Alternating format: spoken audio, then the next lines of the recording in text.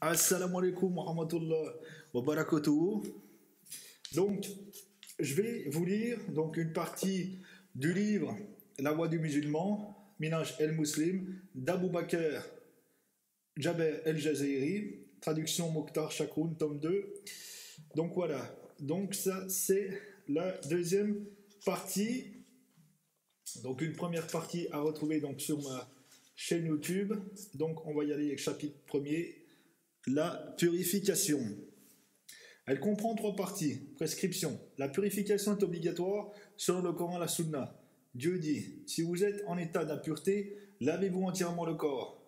Sourate 5, la table servie, verset 6. Purifie tes vêtements. Sourate 74, celui qui se couvre, verset 4. Dieu aime ceux qui reviennent vers lui, aime ceux qui s'appliquent à être purs. Sourate 2, lavage, verset 222. Le prophète sallallahu alayhi wa sallam dit, la clé de la prière est la purification. Aucune prière n'est agréée sans purification, musulman. La purification est la moitié de la foi. Définition. Il y a 2 sortes de purification, interne et externe. Interne. Elle consiste à purifier l'âme des impuretés, des péchés et de la désobéissance par un sincère repentir de toutes les fautes commises. À se nettoyer le cœur des souillures du polythéisme, du doute, de la convoitise, de la rancune, de la supercherie, de l'orgueil et de l'ostentation. On y arrive par le dévouement, la conviction, l'amour du bien, l'indulgence, la sincérité, la modestie, avec la nette intention de n'accomplir tout cela que pour la face de Dieu. Externe, c'est la purification matérielle et la suite des souillures excrémenteuses ou après des besoins naturels. La première s'obtient par le lavage de la souillure qui atteint les vêtements, le corps ou le lieu de la prière. La deuxième par l'ablution, le lavage du corps entier avec de l'eau ou le tayammum. Purification avec un solide pur issu de la terre. Matière purificatrice. Donc pour le tayammum, ça peut être une pierre ou de la terre pure, à titre symbolique. L'eau absolument pure, restée à l'état naturel, non mêlée à une autre matière pure ou impure qui ne lui est pas habituelle, telle que l'eau des puits, des sources, des odes, des rivières, des glaciers fondus et des mers salées. Dieu dit, nous faisons descendre du ciel une eau des plus pures. Sourate 25, la distinction, verset 48. Le prophète sallallahu alayhi wa sallam dit, l'eau est pure de nature, tant que son odeur, son goût, sa couleur n'ont pas été altérés par une matière impure qui s'y incorpore. Bihaki. La matière solide dont est faite la surface de la terre, telle que sable, poussière, pierre et marécage, le prophète sallallahu alayhi wa sallam dit, il m'a été permis de me servir de toute la terre comme lieu de prière et comme moyen de purification. Ahmed. Seulement, on ne peut recourir à la purification avec le solide que si l'eau fait défaut, ou si l'on ne peut s'en servir en raison de la maladie ou d'autres motifs. Dieu dit, Bismillahirrahmanirrahim. Si vous ne trouvez pas d'eau, remplacez-la par un solide pur de la nature du sol. Sourate 4, les femmes, verset 43. Le prophète sallallahu alayhi wa sallam dit aussi, le solide pur issu de la terre est pour le musulman un moyen de purification, même si l'eau lui fait défaut pendant 10 ans. Si l'eau arrive, qu'il s'en serve. Tirmidhi. Le prophète sallallahu alayhi wa sallam approuva Amr ben As qui, après un rapport conjugal, craignant l'eau froide pour sa santé, un jour de grand froid, pratiqua le tayammum, énumération des impuretés. Est impur tout ce que l'homme éjecte par les voies naturelles en excréments, urine, sécrétion prostatique et sperme. Toute matière évacuée par les voies naturelles des animaux dont la viande est illicite sont considérées également impures s'ils sont en grande quantité le sang, le pus, les matières vomies altérées, ainsi que toutes sortes de cadavres et tout ce qui s'en détache, excepté les peaux tannées, qui deviennent pures par tannage. Le prophète sallallahu alayhi wa sallam dit, toute peau tannée devient pure. Muslim. Chapitre 2, conduite à suivre pour faire ses besoins. Elle comprend 3 étapes avant de faire ses besoins. Il faut choisir un endroit retiré, loin du regard des gens. On rapporte que le prophète, lorsqu'il voulait faire ses besoins, allait si loin qu'on ne le voyait plus. Ne rien porter d'écrit qui mentionne le nom de Dieu sur soi. On rapporte que le prophète sallallahu alayhi wa sallam avait une bague sur le chaton de laquelle il était gravé Mohammed est le prophète de Dieu. Chaque fois qu'il allait à ses besoins, il l'enlevait. Tirmidhi. En entrant dans les lieux d'aisance, on avance le pied gauche et on dit Bismillah, au nom de Dieu, Seigneur, préserve-moi des démons des deux sexes.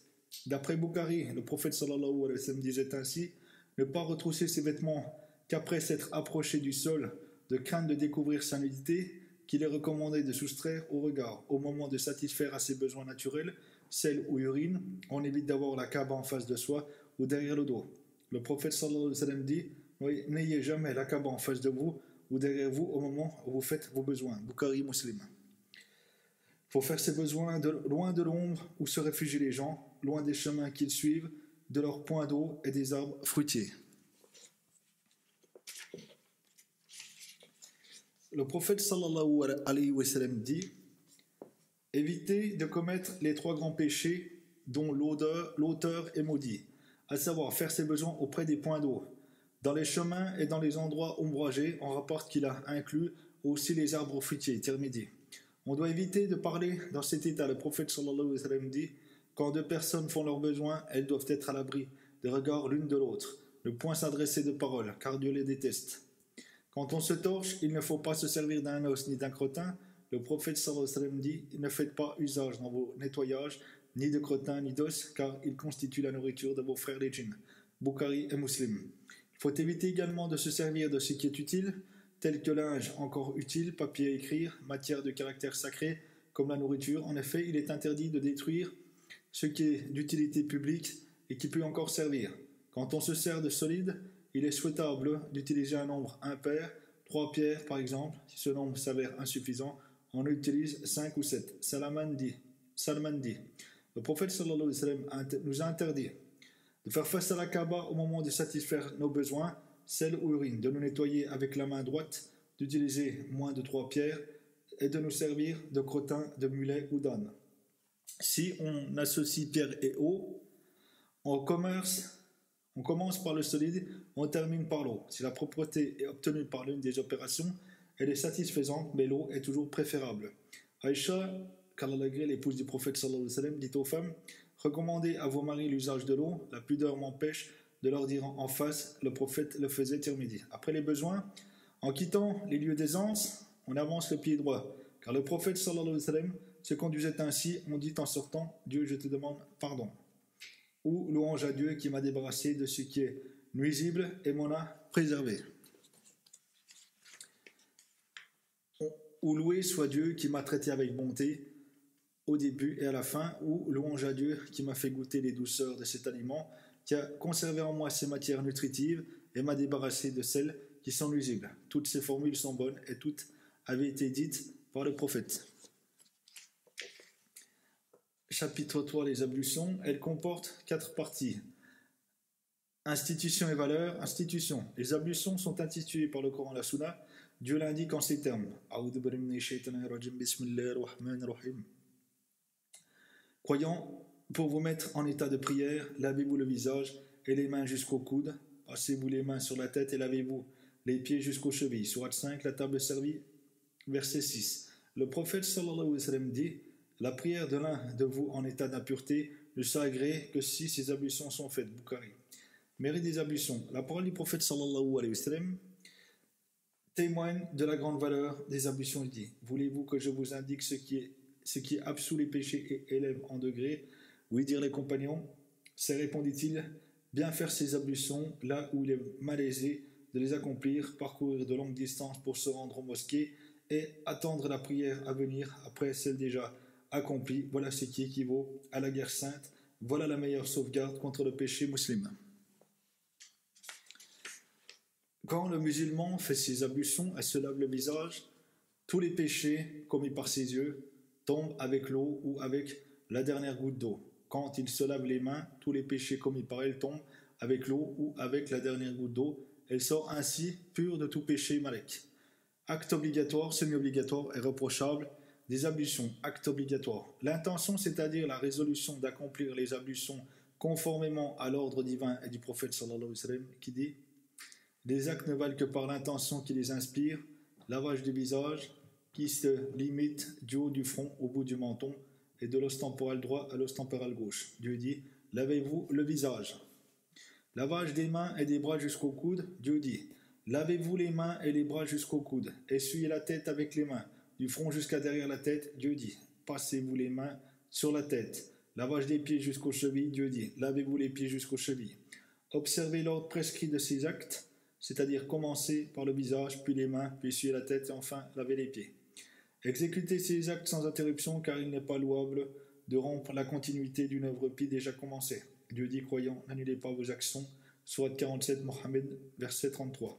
Mais une suspension courte n'est pas préjudiciable. Il en est de même pendant un temps plus long dans des cas de force majeure, tels qu'épuisement d'eau, arrêt de courant ou renversement du récipient, car Dieu ne charge nulle âme au-dessus de ses moyens. Remarque, quelques docteurs de la loi estiment que la friction de la peau pendant les ablutions est obligatoire, d'autres la considèrent semi-obligatoire, sunna. À mon avis, elle constitue une partie intégrante du lavage du membre et n'a nullement le caractère d'une règle spéciale. Acte semi-obligatoire, sunna. Au début, on invoque le nom de Dieu en disant Bismillah, au nom de Dieu. Le prophète sallallahu alayhi wa sallam dit l'ablution de l'homme est incomplète s'il n'invoque pas le nom de Dieu. Ahmed et Abu Daoud. Se laver les mains 3 fois jusqu'au poignet avant de les introduire dans l'eau au réveil. Le prophète sallallahu alayhi wa sallam dit quand l'un de vous se réveille, il ne doit pas introduire les mains dans l'eau avant de les laver 3 fois, car il ne sait pas où se trouvait sa main pendant son sommeil. Bukhari Muslim. Se frotter les dents avec une bûchette d'arak. Le prophète sallallahu alayhi wa sallam dit si je ne craignais pas d'imposer à mon peuple ce qui lui est pénible, je l'aurais astreint à se nettoyer les dents à toutes les ablutions avec l'arak. Malik. Se rincer la bouche en remuant de l'eau d'une mâchoire à l'autre et la rejeter ensuite. Le prophète sallallahu alayhi wa sallam dit quand tu fais ton ablution, rince-toi la bouche. Se nettoyer le nez. Pour le prophète sallallahu alayhi wa sallam dit aspire fortement l'eau, à moins que tu ne jeûnes de crainte d'avaler de l'eau. Ahmed Abu Daoud est terminé. Démêler sa barbe. Un jour, Ammar ben Yasser démêla sa barbe. Ses camarades en furent étonnés. Il leur répondit pourquoi ne ferais-je pas ce que j'ai vu faire le prophète laver 3 fois chaque membre, une fois obligatoire et 2 fois complémentaire. Suyer ses oreilles, extérieurement et intérieurement, comme le faisait le prophète sallallahu alayhi wa sallam. Avoir un soin particulier des doigts et des orteils, les laver et les entrelacer. Commencez par la main et le pied droit. Le prophète sallallahu alayhi wa sallam dit quand vous faites vos ablutions, commencez par le membre droit. Aïcha, qu'Allah l'ait dit, le prophète sallallahu alayhi wa sallam aimait donner la préséance à la droite en se chaussant, en se peignant, en se lavant dans tout ce qu'il faisait. Bukhari Muslim. Poussez le lavage du visage jusqu'au cou et celui des pieds jusqu'à dépasser les chevilles et atteindre une partie de la jambe et celui des bras jusqu'à dépasser les coudes et toucher le haut du bras. Le prophète sallallahu alayhi wa sallam dit mon peuple viendra le jour de la résurrection marqué de taches blanches au visage et aux pieds, ce sont les traces de ses ablutions. Celui qui peut étendre ses taches, qu'il le fasse. Bukhari Muslim. Essuie la tête en commençant par le devant. On rapporte que le prophète sallallahu alayhi wa sallam s'essuyait la tête avec les 2 mains, il commençait par le devant et arrivait jusqu'à la nuque. Puis il les ramenait au devant. Bukhari Muslim. Après les ablutions, on dit je témoigne qu'il n'y a de Dieu qu'Allah, que Mohammed est son serviteur et prophète. Dieu fasse que je sois parmi ceux qui se repentent et qui s'appliquent à être purs. Le prophète sallallahu alayhi wa sallam dit quiconque fait bien ses ablutions et dit je témoigne qu'il n'y a de Dieu qu'Allah, etc., verra s'ouvrir devant lui les 8 portes du paradis. Il entrera par celle qui lui plaira. Muslim. Acte reprochable à éviter. Faire ses ablutions dans un endroit impur de peur des éclaboussures. Laver le membre plus de 3 fois. Le prophète sallallahu alayhi wa sallam dit faites tes ablutions et lave chaque membre 3 fois. Celui qui surajoute aura mal fait et commis une injustice. Nasaï, Ahmed et Ibn Majah.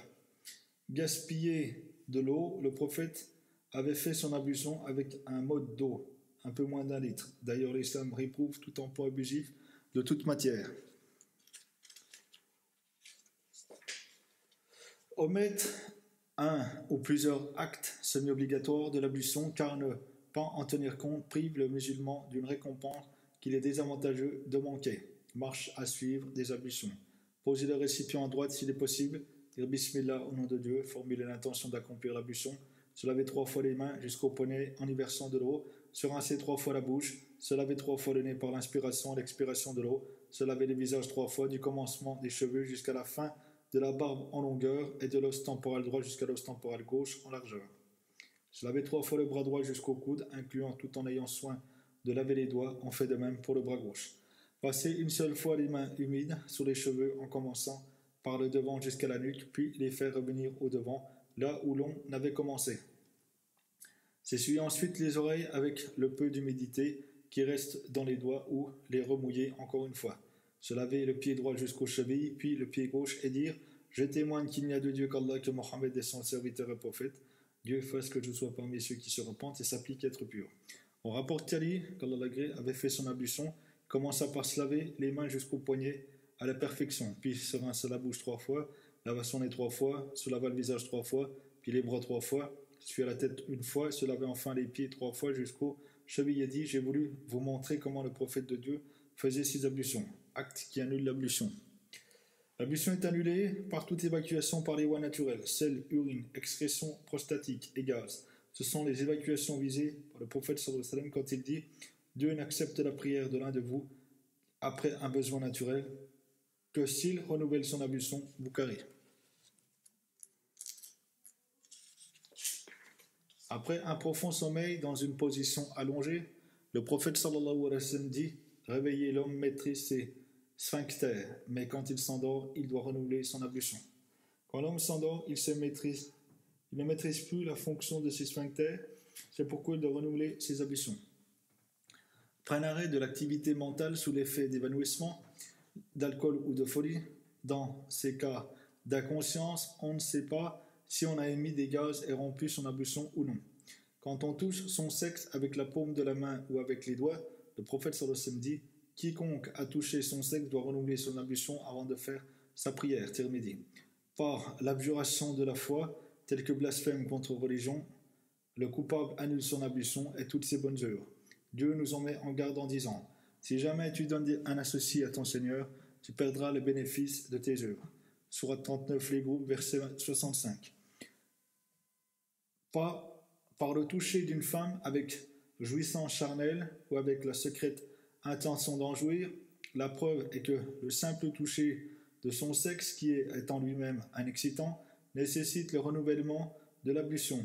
L'imam Malik rapporte dans son recueil de hadith, d'après Ben Omar, ces paroles « Quiconque embrasse ou caresse sa femme avec l'intention d'en jouir doit renouveler ses ablutions. » Cas où il est souhaitable de refaire l'ablution. Dans le cas d'incontinence d'urine ou de gaz, il est préférable de refaire son ablution à chaque prière. La femme atteinte de métrorragie ferait de même. Hémorragie utérine. Le prophète dit à Fatima ben Hubaysh, qui en était atteinte, renouvelle tes ablutions pour chaque prière. Abu Daoud, Tirmidhi et Nasa'i. Il est souhaitable à quiconque lave un mort ou le transporte de refaire ses ablutions. Le prophète sallallahu alayhi wa sallam dit, quiconque a lavé un mort doit se laver lui-même. Mais ce hadith, manquant de solidité, les doctes, par précaution, jugent quand même qu'il est préférable de renouveler les ablutions. Lavage du corps. Le lavage du corps est institué par le Coran et la Sunna. Dieu dit, si vous êtes en état d'impureté, lavez-vous entièrement le corps. Sourate 6. La table servie. Verset 6. N'accomplissez pas la prière en état d'impureté avant de vous laver, à moins que vous ne soyez en voyage. Sourate 4, les femmes, verset 43. Le prophète sallallahu alayhi wa sallam dit, si le contour des deux circoncisions mâle et femelle est dépassé lors d'un rapport sexuel, le lavage du corps devient obligatoire. Muslim. Causalité d'obligation. État d'impureté suscité par le rapport sexuel janaba. Pour cela, il suffit que les deux sexes se touchent à la limite de la circoncision chez l'homme et chez la femme, même sans éjaculation. Celle-ci peut arriver en état d'éveil avec volupté ou inconsciemment pendant le sommeil. Il peut atteindre indifféremment l'homme aussi bien que la femme. La science médicale n'a pas encore prouvé d'éjaculation chez la femme, mais les hadiths l'affirment, un jour sera dévoilée cette vérité. Dieu dit, quand vous êtes en état de janaba, pureté, purifiez-vous. Le prophète sallallahu alayhi wa sallam dit, lorsque les limites de la circoncision se touchent, chez l'homme et chez la femme, le lavage du corps devient obligatoire. Cessation des menstrues et des lochis, Dieu dit, Bismillahirrahmanirrahim. Tenez-vous à l'écart de vos compagnes en état de menstruation et ne les approchez que lorsqu'elles seront purifiées. Vous pourrez alors les approcher par où Dieu vous le prescrit. Sourate de lavage, verset 22. Le prophète sallallahu alayhi wa sallam dit à une femme dont les règles étaient dérangées et qui dépassait la période normale, attends le nombre de jours de la menstruation habituelle, ensuite purifie-toi. L'entrée en islam d'un nouveau fidèle l'oblige à se purifier. Le prophète ordonna à Somama, qui se convertit à l'islam, de le faire. À son décès, le musulman doit être lavé. Le prophète l'a ordonné pour sa fille Zainab, comme le hadith l'indique, cas où il est souhaitable de se laver, pour se rendre à la prière du vendredi.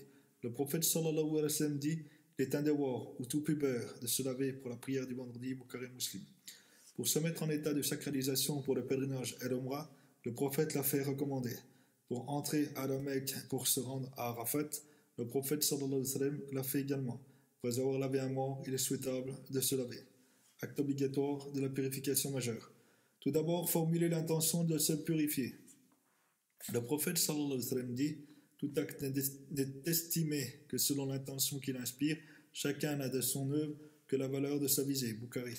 Passer de l'eau sur tout le corps en frottant les parties qu'on peut atteindre et verser de l'eau sur les autres jusqu'à ce que l'on ait la conviction que l'eau les a touchés.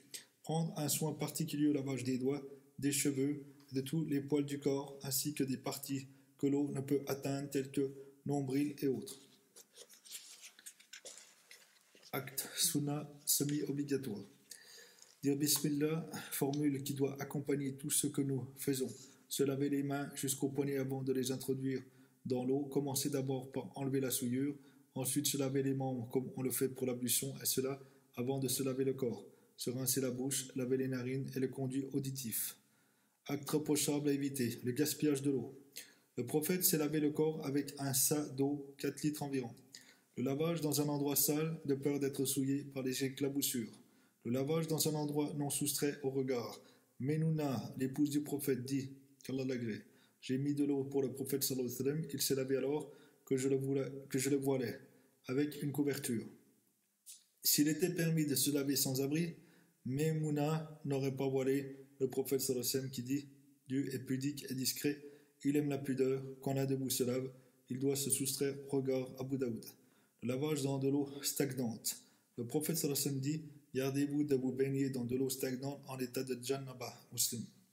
Comment se laver? Bismillah, avec l'intention de faire sa purification majeure, se laver 3 fois les mains jusqu'au poignet, faire la toilette de propreté des parties intimes, accomplir l'ablution mineure, on peut laver les pieds ou les laisser à la fin.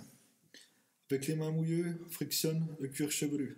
Suffit à la femme de verser 3 fois de l'eau, de frotter ses cheveux sans défaire les tresses. L'imam Tirmidhi rapporte que Salama demande au prophète sallallahu alayhi wa sallam: je tresse mes cheveux, comment faire ma purification majeure? Dois-je défaire mes tresses? Non, répondit le prophète sallallahu alayhi wa sallam, il suffit de verser dessus 3 fois de l'eau, puis on se lave 3 fois la tête et les oreilles chaque fois avec une poignée d'eau. On verse ensuite de l'eau sur le côté droit et on le lave de haut en bas, puis le côté gauche. On doit s'intéresser aux endroits non apparents du corps, tels que nombril, aisselle, dessous des genoux et autres.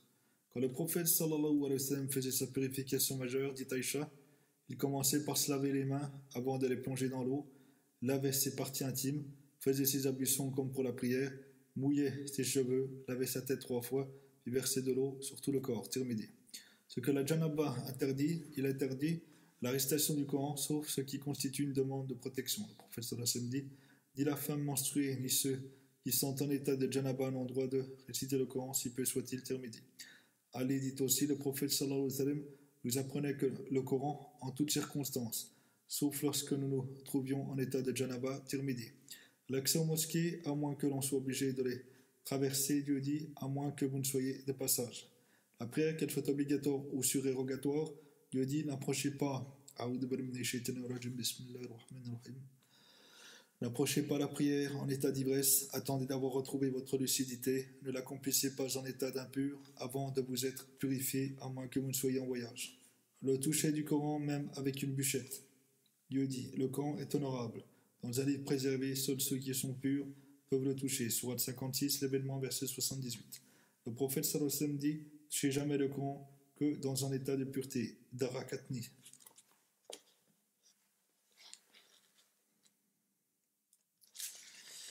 Le tayammum, institution. Il est établi par le Coran et la Sunna. Dieu dit: Bismillahirrahmanirrahim.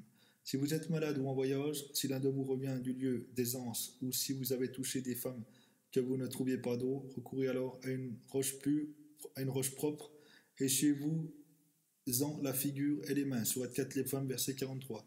Le prophète sallallahu alayhi wa sallam dit: le soleil issu de la terre englobe toute matière brute, propre telle que sable, pierre et autres, est un moyen de purification pour le musulman, même si l'eau lui fait défaut pendant 10 ans.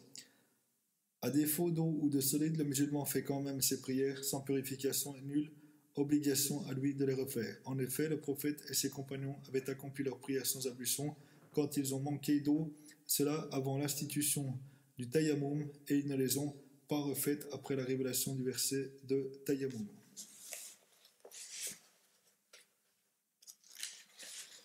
Celui qui dispose d'une quantité insuffisante d'eau pour se purifier, qu'il s'en sert pour laver quelques membres, complète sa purification par le tayammum. Dieu dit: craignez Dieu autant que vous le pouvez. Sourate 64, la déconvenue, verset 16. Acte obligatoire du tayammum. L'intention suivant de dire du prophète sallallahu alayhi wa sallam: les actes ne valent que par l'intention qui les inspire, et nul n'a de son œuvre que la valeur de sa visée. Donc il se propose d'obtenir par le tayammum la purification mineure ou majeure pour accomplir ce qui lui était interdit, tel que prière et autres. Une roche propre, Dieu dit: recourez à un solide propre de la nature du sol. Première pose des mains sur le solide. Essuyez la figure et les mains jusqu'au coude, Dieu dit: essuyez-vous-en la figure et les mains. Acte semi-obligatoire, sunna. Acte semi-obligatoire, sunna, dire Bismillah, formule qui accompagne tous nos actes. Deuxième pose des mains sur le solide. La première pose est obligatoire et elle est suffisante pour le premier essuyage des mains jusqu'au poignet. La deuxième pose est sunna, semi-obligatoire. Essuyez les bras jusqu'au coude. Il serait suffisant de se contenter du premier essuyage seulement. Vu les avis controversés sur le sens du mot bras dans le verset, essuyez-vous-en la figure et les bras, vise-t-il les mains jusqu'au poignet ou les bras jusqu'au coude? On pousse l'essuyage jusqu'au coude par précaution, ce qui annule le tayammum. Le tayammum s'annule par tout ce qui annihile l'ablution, car il n'est qu'un remplaçant. Celui qui a manqué d'eau, mais qui la retrouve avant d'entrer en prière ou au moment de son accomplissement, annule son tayammum. S'il trouve de l'eau après la prière, il ne la refait plus. Le prophète sallallahu alayhi wa sallam dit: ne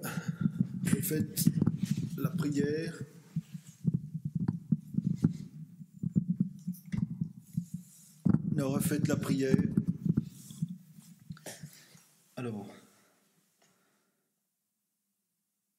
celui qui a manqué d'eau, mais qui la retrouve avant d'entrer en prière ou au moment de son accomplissement, annule son tayammum. S'il trouve de l'eau après la prière, il ne la refait plus. Le prophète sallallahu alayhi wa sallam dit: ne refaites pas la prière 2 fois par jour. Nasaï, Abu Daoud, Ahmed et Abu Aban. Acte autorisé par le tayammum. Le tayammum autorise tous les actes qu'on fait après ablution, tels que prière, tourner autour de la Kaaba, toucher du livre saint, récitation du Coran et séjour à la mosquée. Comment effectuer le tayammum? Commencer par dire Bismillah en formulant l'intention de se permettre de faire avec le tayammum de son qu'on compte accomplir. Poser les paumes des mains sur le solide, sable gros ou poudreux, pierre, terre saline et autres. Il n'y a pas de mal à secouer légèrement la poussière des mains. On passe les mains sur le visage une fois. On pose une deuxième fois les mains sur le solide si l'on veut. On s'essuie les mains jusqu'au coude. Il serait suffisant de s'arrêter au poignet. Question.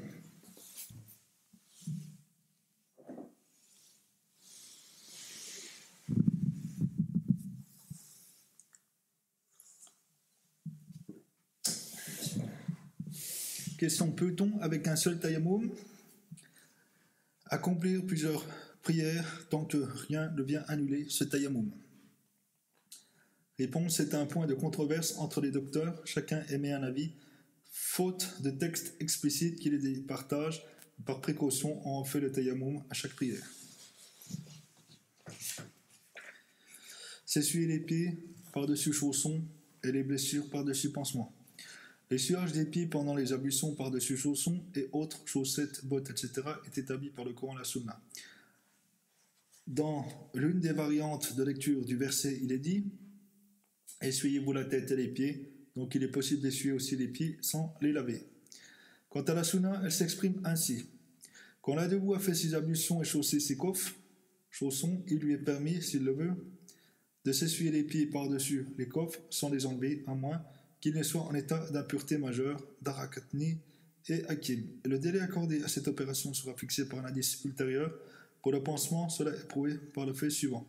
Le prophète sallallahu alayhi wa sallam, apprenant que l'un de ses compagnons, blessé à la tête, succomba à la suite de s'être lavé le corps, dit « Il lui aurait suffi de recourir au tayammum ou de panser sa blessure, de passer la main sur le pansement, de se laver le reste du corps. » Abu Daoud. Condition de cette opération. Se chausser en état de pureté. Le prophète sallallahu alayhi wa sallam dit à Mughira ben Shoba, qui voulut lui enlever ses chaussures au moment de l'ablution, « Laisse-les, je les ai mises en état de pureté. » Bukhari Muslim. Les coques doivent couvrir les parties obligatoires à laver. Être assez épais et ne pas laisser transparaître la peau. Le délai accordé est d'1 jour et 1 nuit pour le résident et de 3 jours et 3 nuits pour le voyageur. Le prophète sallallahu alayhi wa sallam dit Tali, accordez 3 jours 72 heures pour le voyageur et 1 jour 24 heures pour le résident musulman. On ne doit pas les enlever après les avoir essuyés. Si on les enlève, on doit se laver les pieds, autrement l'ablution est annulée. Quant au pansement, il n'est soumis à aucune condition ni purification préalable, ni délai. La seule condition exige que le pansement ne doit pas dépasser le champ de la plaie, compris le bandage nécessaire, ne pas être d'effet après sillage, ni rester au-delà de la cicatrisation. Si le pansement est délié ou que la plaie est guérie, l'essuyage n'a plus d'effet, le lavage est exigé en cas de guérison. Il est permis de s'essuyer les cheveux par-dessus le turban par nécessité de froid ou de voyage. L'imam Muslim rapporte que le prophète sallallahu alayhi wa sallam, en voyage, fit son ablution en s'essuyant le toupet et la tête par-dessus le turban, c'est-à-dire en s'essuyant la tête par-dessus le turban, il a touché une partie du toupet. Cet essuyage par-dessus coffre, pansement et coiffure est valable pour l'homme et la femme, ce qui est permis à l'un est permis à l'autre. Pour s'essuyer les pieds par-dessus chaussons, on se mouille les mains, on met la main gauche sous le talon et la paume de la main droite sur le bout des orteils.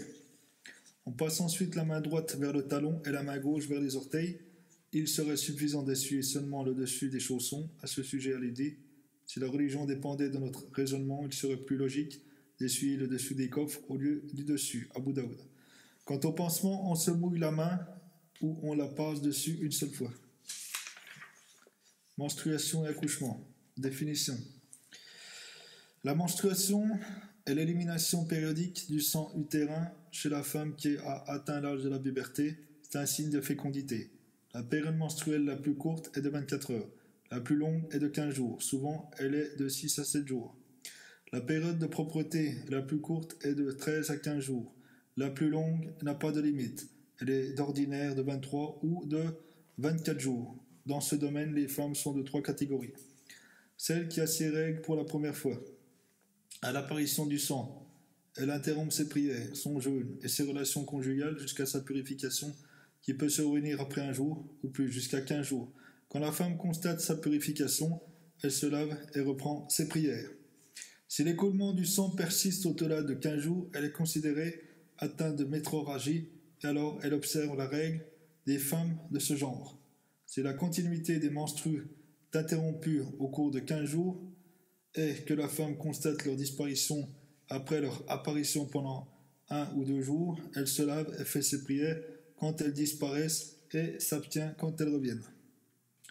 La femme accoutumée qui a des menstruelles régulières cesse ses prières, son jeûne et ses rapports sexuels pendant ses règles. Si elle constate après les menstrues un écoulement jaune ou trouble, elle n'en tient pas compte.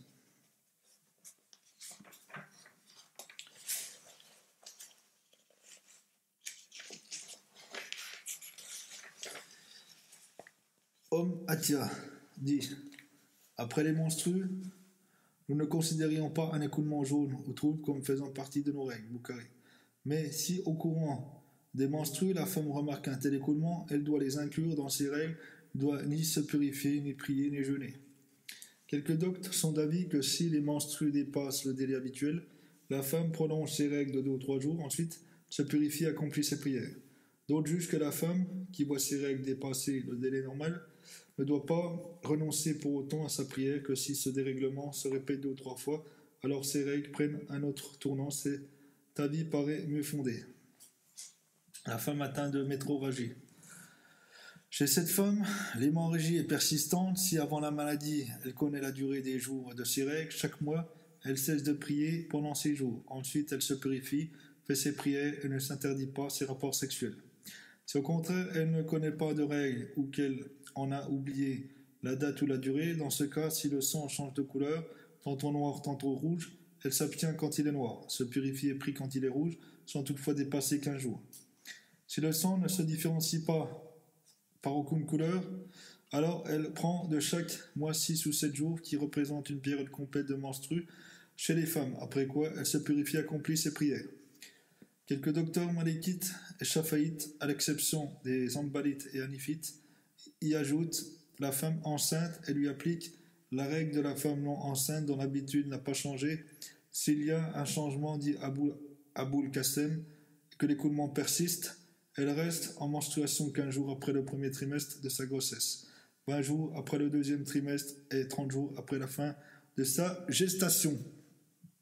D'après lui, les menstrues augmentent au fur et à mesure du progrès de la grossesse. Quant aux doctes hanbalites et hanifites, ils ne considèrent pas l'écoulement du sang en période de gestation comme des menstrues, mais bien une métrorragie, à moins qu'il n'ait lieu 1, 2 ou 3 jours avant l'accouchement. Dans ce cas, il est considéré comme des lochis et suit leurs règles.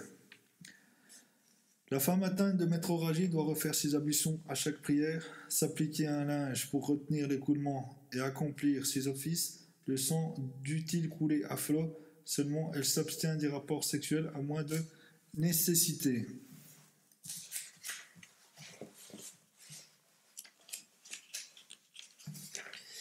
Tous ces enseignements concernant la femme atteinte de métrorragie sont prouvés par les hadiths suivants. Salama, qu'Allah bien consulter le prophète sallallahu alayhi wa sallam au sujet d'une dame ayant une hémorragie utérine. Le prophète lui dit qu'elle considère le nombre de jours de ses règles du mois précédent sa maladie et qu'elle cesse de prier durant ce nombre de jours. Ensuite, elle se lave, s'applique un linge et fait ses prières à Abu Daoud. Ce hadith mentionne ce que doit faire une femme atteinte de métrorragie qui a eu déjà des règles normales. Fatima ben Abu Hubaysh était aussi atteinte de métrorragie. Le prophète sallallahu alayhi wa sallam lui dit le sang des menstrues est reconnaissable à sa couleur noirâtre. S'il est ainsi, cesse de prier. S'il est d'une autre couleur, c'est une hémorragie. Lave-toi, fais tes ablutions et accomplis tes prières, Abu Daoud et Nasaï. Ce hadith démontre ce que doit faire une femme qui ne connaît pas de règles ou qui en oublie la période tout en remarquant une différence de couleur de sang. J'avais des menstrues qui dépassaient toute mesure, dit Amna bint Jash. Je suis allé trouver le prophète sallallahu alayhi wa sallam pour m'éclairer. Il me dit c'est un maléfice de Satan, reste en état de menstruation 6 ou 7 jours, ensuite lave-toi, plique-toi un linge, prie et jeûne pendant 24 ou 23 jours, cela te suffit. Faites ainsi chaque mois comme les femmes. C'est le cas d'une femme qui n'a ni menstrue régulière ni appréciation sûre. Les lochis, c'est l'écoulement de sang de l'utérus à la suite d'accouchement. Sa durée minimum n'est pas limitée. Quand l'accouché constate l'arrêt du sang, se purifie et fait ses offices. Toutefois, par pure précaution, elle évite les rapports sexuels qui pourraient lui être nuisibles avant l'écoulement de 40 jours après l'accouchement. Sa durée maximum est de 40 jours, Salama dit. L'accouché restait 40 jours. J'ai demandé au prophète, dit-elle, combien de jours doit rester la femme après l'accouchement. Elle me répondit 40 jours, à moins qu'elle ne constate l'arrêt du sang avant cette date. Tirmidhi et Hakim. Donc après 40 jours, même si le sang coule encore, la femme doit se purifier, prier et jeûner. Elle subit la règle de la femme atteinte de métrorragie. Quelques docteurs préconisent 50 ou 60 jours, mais rester 40 jours est plus conforme à la religion. Comment s'assurer de la fin des menstrues? Deux moyens l'indiquent. L'écoulement d'un liquide blanc après l'arrêt du sang. Quand la femme s'introduit un coton dans le vagin, le soir avant de se coucher, au réveil, elle le retire propre. Accès interdit en période de menstruation des lochis. Tout rapport sexuel, Dieu dit. N'approchez jamais les femmes qu'une fois qu'elles se sont purifiées. Surat 2, lavage, verset 222. La prière est jeûne en période de menstrues. Après les règles, le jeûne manqué doit être accompli à l'exception de la prière qui n'est plus à renouveler. Le prophète sallallahu alayhi wa sallam dit: ne vois-tu pas que la femme n'accomplit ni prière ni jeûne en période de menstrues? Bukhari. Aïcha dit: du vivant du prophète sallallahu alayhi wa sallam, on nous ordonnait de faire le jeûne manqué et non la prière. Bukhari. L'accès à la mosquée. Le prophète sallallahu alayhi wa sallam dit: je ne permets pas l'accès de la mosquée à une femme menstruée ni à quelqu'un en état de janaba. Abu Daoud. Récitation du Coran, le prophète sallallahu alayhi wa sallam dit: celui qui est impur et la femme menstruée ne doivent rien réciter du Coran. Le divorce, la rupture du lien conjugal ne peut être prononcée quand la femme est en état de menstruation. Il faut attendre qu'elle soit pure, que le mari n'ait pas de rapport avec elle après les règles. On rapporte que Ben Omar répudiait sa femme en période de menstrues. Le prophète lui enjoignit de la reprendre et de la garder jusqu'à ce qu'elle fût pure. Bukhari. Accès autorisé, on peut jouir de sa femme sans rapport sexuel. Le prophète sallallahu alayhi wa sallam dit: prenez tout plaisir avec vos femmes en dehors de l'acte conjugal. La femme en cet état peut invoquer Dieu, la religion ne l'a pas décommandé.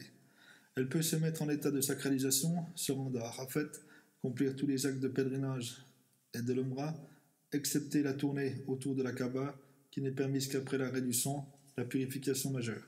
Le prophète sallallahu alayhi wa sallam dit à Aïcha, son épouse: fais comme tout pèlerin, sauf la tournée autour de la Kaaba, que tu n'accompliras qu'après purification. Bukhari Muslim. Il est permis de manger et de boire avec une femme en état de menstruation ou de locher. Aïcha dit: je buvais en état de menstru et je donnais à boire au prophète. Il buvait, mettant ses lèvres là où j'ai mis les miennes. Muslim. Abdallah ben Masaoud dit encore: j'ai demandé au prophète sallallahu alayhi wa sallam: est-ce qu'il m'est permis de manger avec ma femme en état de menstruation? Tu peux le faire, me répondit-il. Ahmed.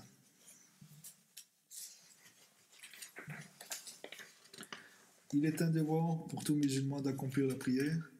Dieu l'a recommandé en un verset dans son livre. Il dit: Bismillahirrahmanirrahim. La prière est de stricte obligation pour les croyants et doit se faire aux heures prescrites. Soit 4 les femmes, verset 103. Soyez assidus aux prières, notamment la prière médiane. Soit 2 la vache, verset 238. Le prophète sallallahu alayhi wa sallam a fait de la prière le deuxième des 5 fondements de l'islam. Il dit: l'islam est bâti sur 5 fondements. Attester qu'il n'y a de Dieu qu'Allah, que Mohammed est son prophète. La prière, l'aumône légale zakat, le pèlerinage, le jeûne du mois de Ramadan. Bukhari. Quiconque délaisse la prière est légalement passible de mort. Celui qui la néglige est un pervers notoire. Philosophie de la prière. La prière purifie l'âme et rend l'homme digne de s'adresser à Dieu ici-bas et d'être près de lui dans l'autre monde. En plus, la prière interdit à celui qui l'accomplit tout acte immoral et blâmable. Dieu dit: Bismillahirrahmanirrahim.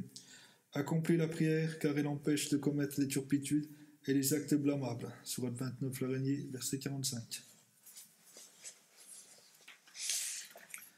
Mérite de la prière. Il suffit pour s'en rendre compte de passer en revue ces hadiths émanant du prophète sallallahu alayhi wa sallam qui dit: l'islam est capital pour l'homme. Son pilier est la prière, son summum est le djihad, la guerre sainte musulmane. Le garde-fou qui évite à l'homme de tomber dans l'hérésie est la prière musulmane. Je suis chargé de combattre les gens jusqu'à ce qu'ils reconnaissent qu'il n'y a de divinité qu'Allah, que Mohammed est son prophète. Accomplissent prière et zakat.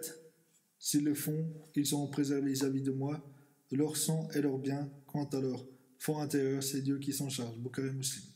Quelle est l'œuvre la plus méritoire de au prophète? C'est d'accomplir la prière à son heure fixe, dit-il. Muslim.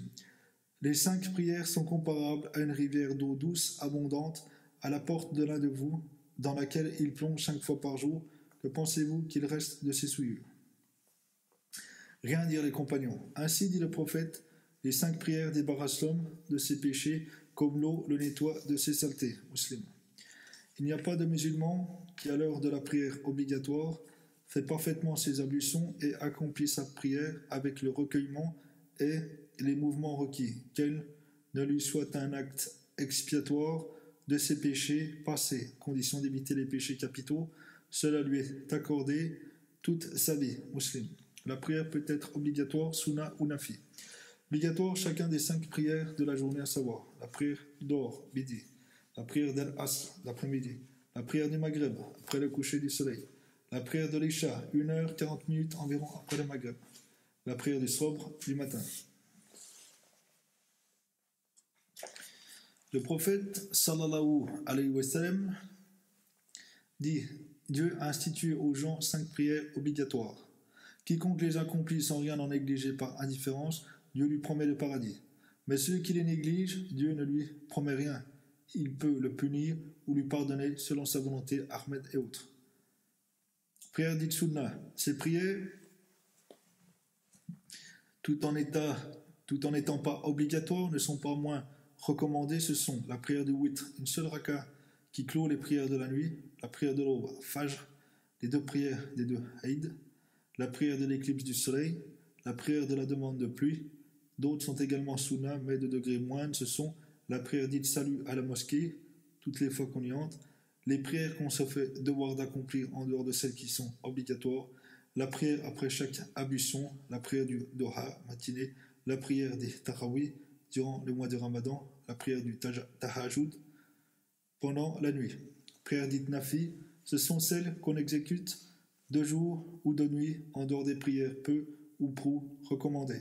Exigibilité de la prière.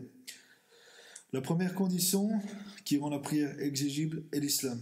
On ne peut l'exiger d'un fidèle car la shahada doit la précéder. Le prophète sallallahu alayhi wa sallam dit: Dieu m'a enjoint de combattre les gens jusqu'à ce qu'ils attestent qu'il n'y a de divinité qu'Allah, que Mohammed est son prophète, qu'ils accomplissent la prière et acquittent le monde.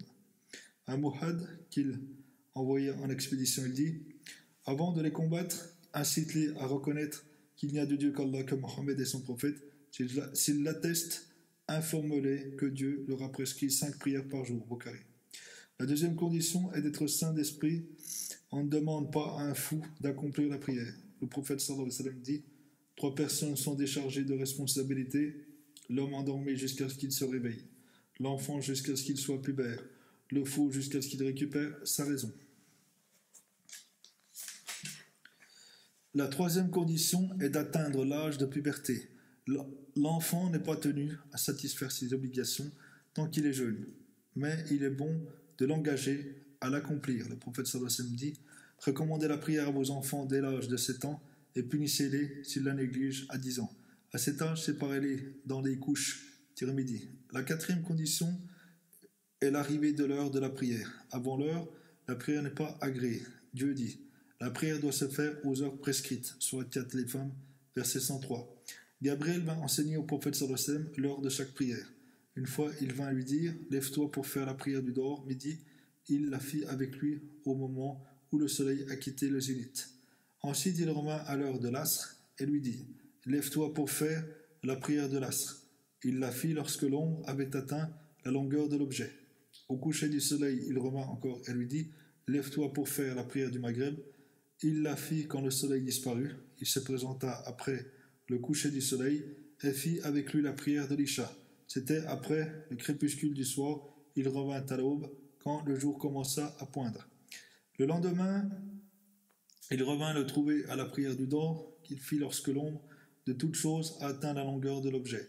Se présenta à la prière de l'asr et l'accomplit. C'était au moment où la longueur de l'ombre avait atteint le double de la longueur de l'objet.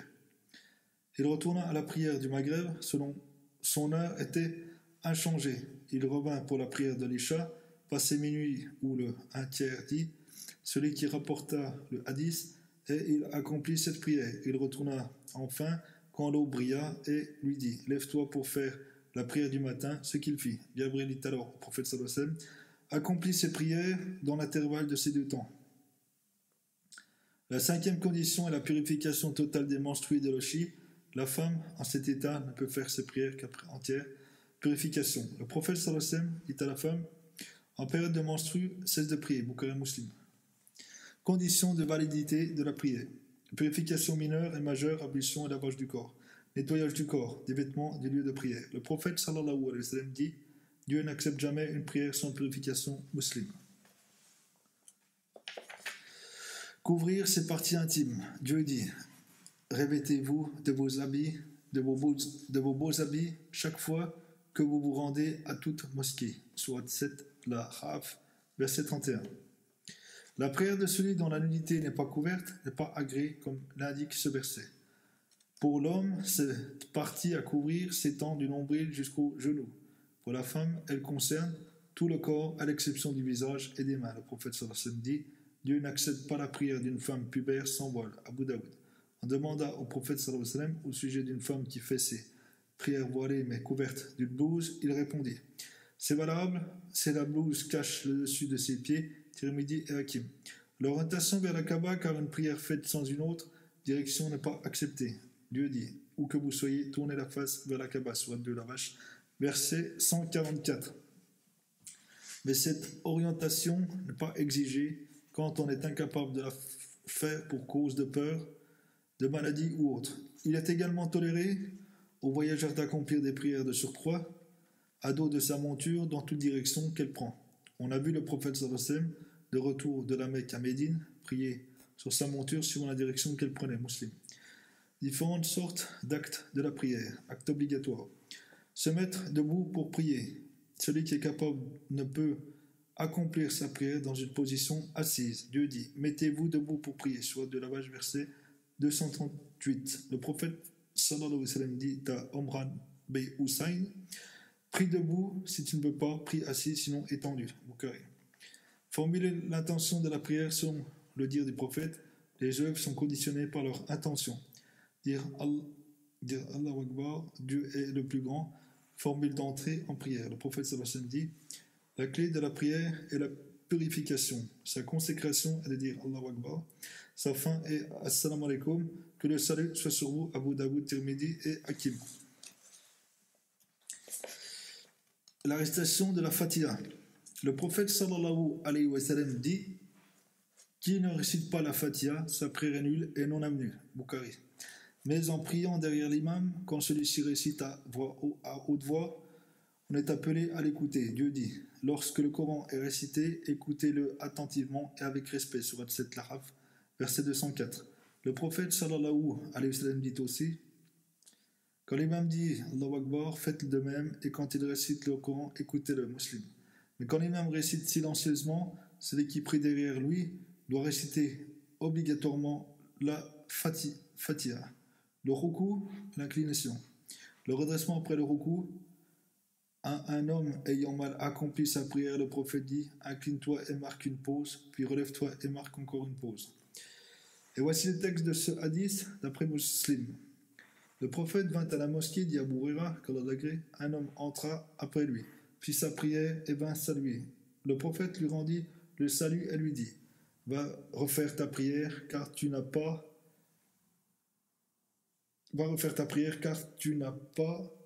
prié. L'homme obéit de nouveau, il vint saluer le prophète, celui-ci lui fit la même remarque, l'homme refit sa prière et revint saluer. À la troisième fois, l'homme dit je jure par celui qui t'a confié le message de vérité que je ne sais rien d'autre, instruis-moi. Quand tu fais la prière, lui dit-il, dis Allahu Akbar, récite ce que tu sais du Coran, incline-toi et marque une bonne pause, ensuite relève-toi et bien droit et marque une pause, prosterne-toi, fais une pause, relève-toi pour t'asseoir et fais une pause, fais cela dans toute la prière musulmane. La prosternation. Le relèvement, après la prosternation, le prophète dit à celui qui a mal prié, ensuite prosterne-toi et fais une pause, puis assis-toi et marque encore une pause, Dieu dit. Croyant, courbez-vous humblement et prosternez-vous. Sourate 22, le pèlerinage, verset 77. La pause qu'il faut marquer après l'inclinaison, la prosternation, le redressement est dans la position assise. Cette pause avait été recommandée à l'homme qui a mal accompli sa prière. Elle permet de donner aux membres le temps de reprendre leur position normale.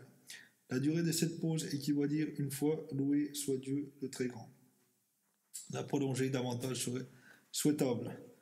Dire Assalamu alaikum, que le salut soit sur vous. Prononcer ce salut d'une position assise. On ne peut quitter la prière sans ce salut, sans être assis. Le prophète dit on met un terme à la prière en disant Assalamu alaikum. L'ordre observé dans ces actes. On ne doit pas réciter la Fatiha avant de dire Allahu Akbar, ni se prosterner avant de s'incliner. Cette marche assise est instituée par le prophète sallallahu alayhi wa sallam et enseigné à ses compagnons, il leur dit: accomplissez votre prière comme vous me voyez faire, Bukhari. Donc il n'est pas permis d'en bouleverser l'ordre. Actes sunna, ils sont de deux catégories, recommandés et méritoires. Actes recommandés, récitation d'une sourate ou d'une partie du Coran tel qu'un verset ou deux après la Fatiha dans les deux premiers rakas des prières du Sohr, du Dohr, de l'As, du Maghreb et de l'Isha. On rapporte que le prophète sallallahu alayhi wa sallam récitait aux deux premières rakas la Fatiha, une sourate, et aux dernières la Fatiha seulement. Quelquefois, il faisait entendre un verset de ce qu'il récitait dans sa récitation silencieuse. Dire Sami Allahu liman hamidahu, Rabbana lakal hamd, Dieu entend celui qui le loue, Seigneur, à toi la louange complète. L'imam est celui qui prie seul, prononce les deux formules, mais le mamoun, celui qui fait sa prière derrière l'imam, dit la deuxième formule seulement. Abu Huraira dit: après l'inclinaison, le prophète sallallahu alayhi wa sallam disait, en se redressant, Samilahu liman hamidahu, et quand il se trouvait complètement debout, Rabbana lakal hamd, Bukhari Muslim. Le prophète sallallahu alayhi wa sallam dit encore, lorsque l'imam dit Samilahu liman hamidahu, répondez Rabbana lakal hamd, Muslim. Dire pendant l'inclinaison 3 fois Subran Rabbi al-Hadim, loué soit Dieu le très grand. Quand fut révélé ce verset, glorifie le nom de ton Seigneur, le grand. Le prophète sallallahu alayhi wa sallam dit, récitez ce verset dans votre inclinaison. Et quand fut révélé ce verset, glorifie le nom de ton Seigneur, le grand. Et quand fut révélé le verset, glorifie le nom de ton Seigneur, le très haut, il dit, récitez-le dans votre prosternation armée d'Abu Daoud. Dire Allah Akbar, chaque fois qu'on change de position, de la position debout à la prosternation, à la position assise, puis au relèvement, etc. Récitez assis le premier et le deuxième tashaoud. Voici le texte. À Dieu les salutations, les prières, tout ce qui est louable. Que le salut, la miséricorde et la bénédiction de Dieu se soient accordés aux prophètes de Dieu. Que le salut nous soit accordé à nous et aux serviteurs vertueux d'Allah. J'atteste qu'il n'y a de divinité qu'Allah seul et sans associé. J'atteste que Mohammed est son serviteur, le prophète, Muslim et Bukhari. Récitez le Coran à haute voix, là où il est nécessaire de le faire, c'est-à-dire dans les deux premières rakas du Maghreb, de l'Isha et du Sohr. Le réciter à voix peu audible ailleurs. Cette façon de réciter ne concerne que les prières obligatoires. Quant aux prières de surcroît, il est préférable, d'après la Sunna, de réciter à voix basse pendant le jour et à voix haute et à haute voix pendant la nuit, sauf en cas de dérangement d'autrui par la récitation. Dans ce cas, il est préférable de lire à voix basse. Priez pour le prophète sallallahu alayhi wa sallam dans le tashaoud final en disant: Seigneur, accorde la gloire à Mohammed et à sa famille, comme tu l'as fait pour Abraham. Bénis Mohammed et sa famille, comme tu as béni Abraham et les siens. Tu es l'infiniment glorieux, le sublime. Acte méritoire. L'invocation précédant l'entrée en prière, où on dit: gloire à toi, Seigneur, je te loue, que ton nom soit béni, que ta grandeur soit exaltée. Point de Dieu, apporte-toi, musulman. Demandez la protection de Dieu contre Satan et au début de la première raka. Invoquez le nom de Dieu à chaque raka silencieusement en disant: au nom de Dieu, les cléments, les miséricordieux. Dieu nous le demande en disant: demande protection à Dieu contre Satan le réprouvé quand tu récites le Coran. Sourate 16, l'abeille, verset 98. Levez les bras à hauteur des épaules quand on dit Allahu Akbar et répétez aussi l'inclinaison en redressant et au lever après le deuxième raka. Ben Omar, qu'Allah l'agrandit, le prophète sallallahu alayhi wa sallam, levait les bras à hauteur des épaules quand il s'apprêtait à accomplir la prière, disant Allahu Akbar, et il les levait aussi avant de s'incliner en se relevant de l'inclinaison et disait: Samilahu liman hamidahu, Rabbana lakal hamd, Bukhari Muslim. Dire Amin après la Fatiha. On rapporte que le prophète, lorsqu'il terminait la récitation de la Fatiha, disait Amin avec une voix allongée. Tirmidhi. Il dit aussi: quand l'imam termine la lecture de la Fatiha, dire Amin. Si le dire de quelqu'un coïncide avec celui des anges, ses péchés antérieurs seront effacés. Bukhari. Réciter de longues sourates à la prière du matin, de courtes aux prières de l'Asr et du Maghreb, de moyennes aux prières de l'Isha et du Dohr.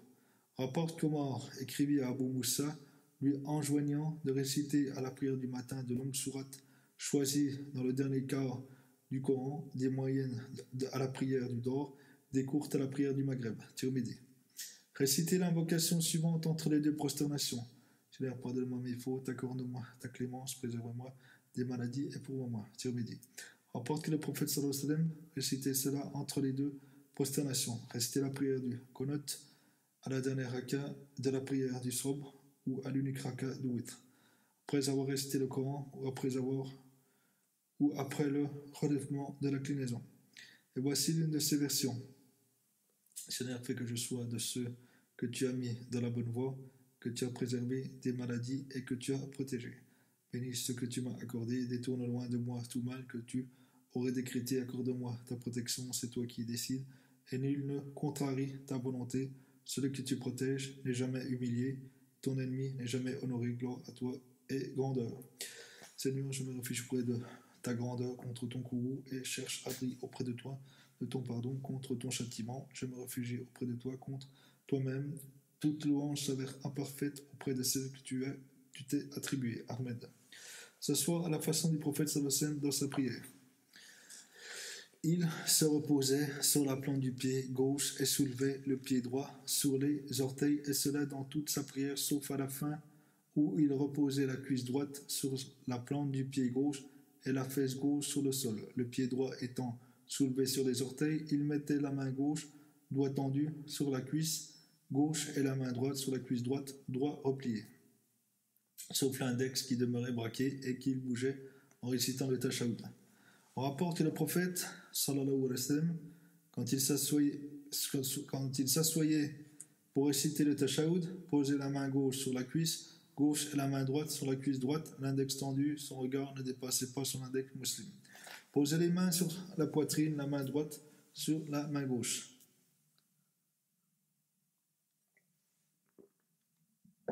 On recommandait aux gens d'Issal de se mettre la main droite sur le bras gauche pendant la prière. Jabir dit également, le prophète sallallahu alayhi wa sallam passe après d'un homme qui priait, la main gauche sur la main droite. Il la lui retira et lui remit la droite sur la gauche. Amen.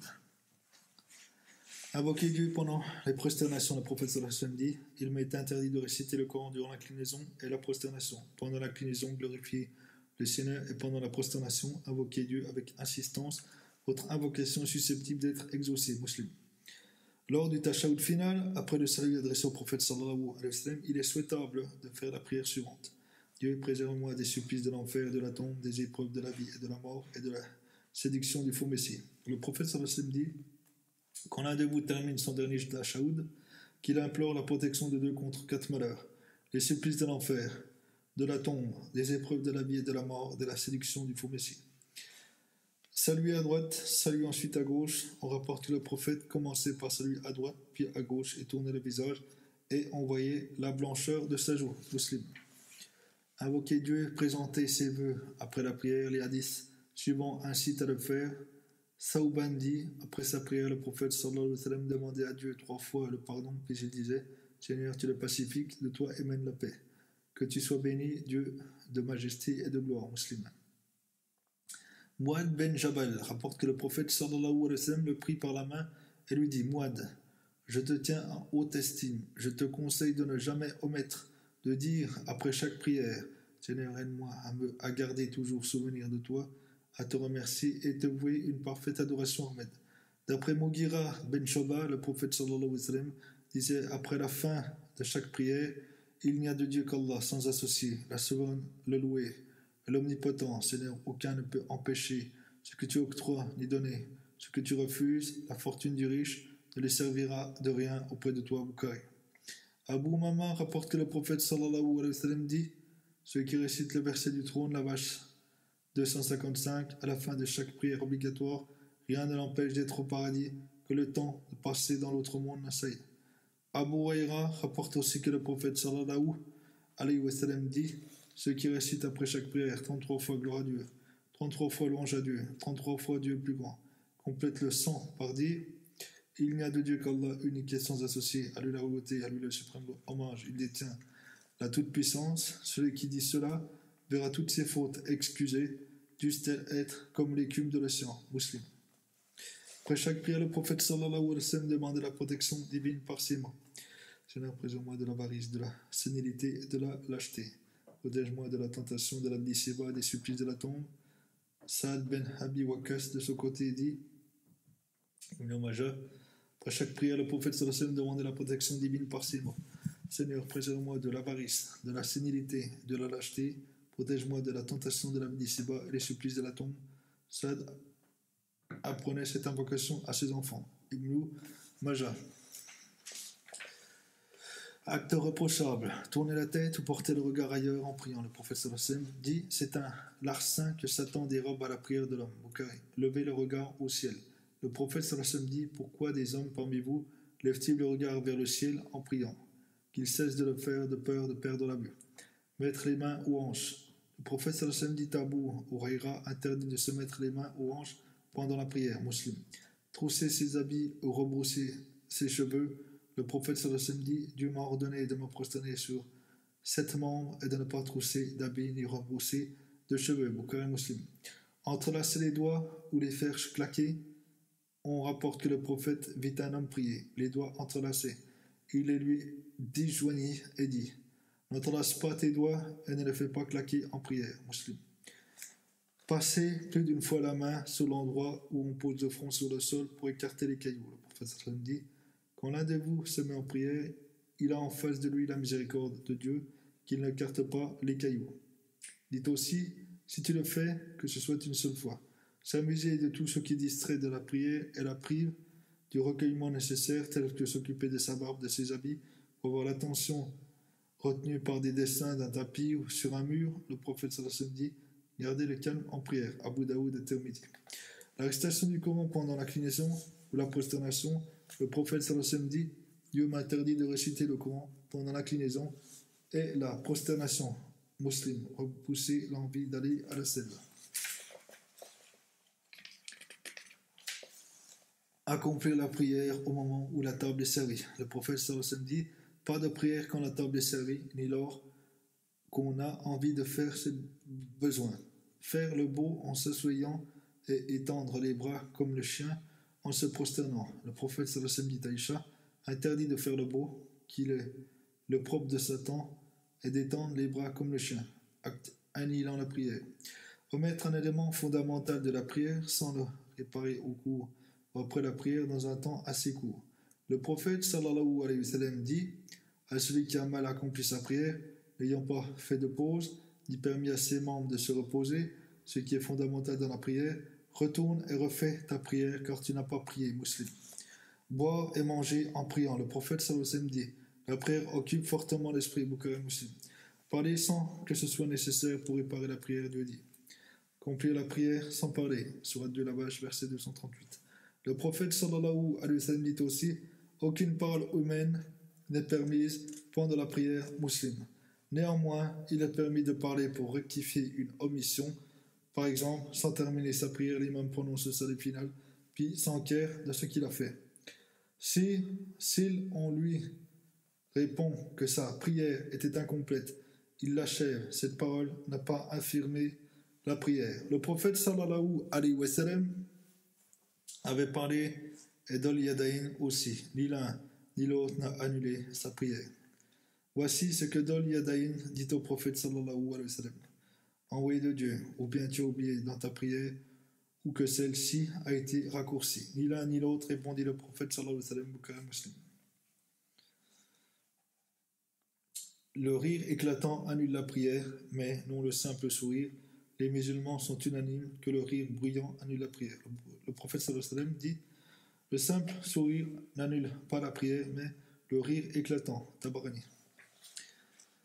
Faire des gestes incompatibles avec le recueillement voulu, ces gestes préoccupent le cœur et les membres par ce qui est étrange à la prière, mais des gestes de peu d'importance tels que remettre un turban ou avancer de quelques pas pour combler un vide dans un rang ou tendre la main vers quelque chose, tout cela ne rompt pas la prière.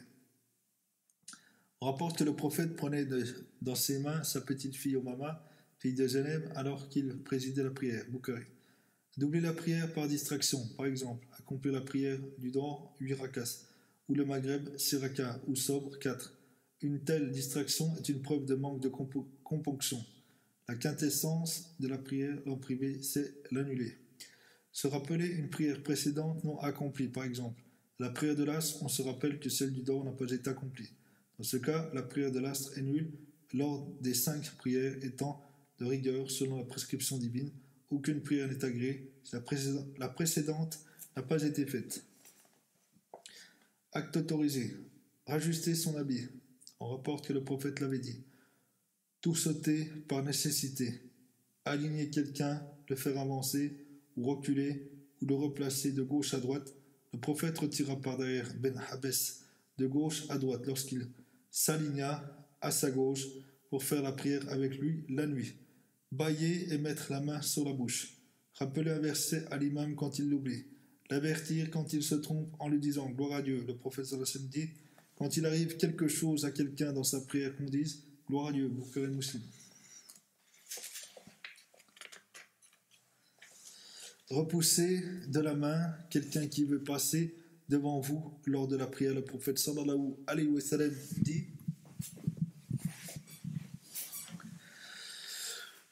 Lorsque l'un de vous s'abrite derrière un écran pour prier et que quelqu'un veut passer entre vous et l'écran, repoussez-le. S'il s'obstine, combattez-le, c'est un Satan. Bukhari Muslim.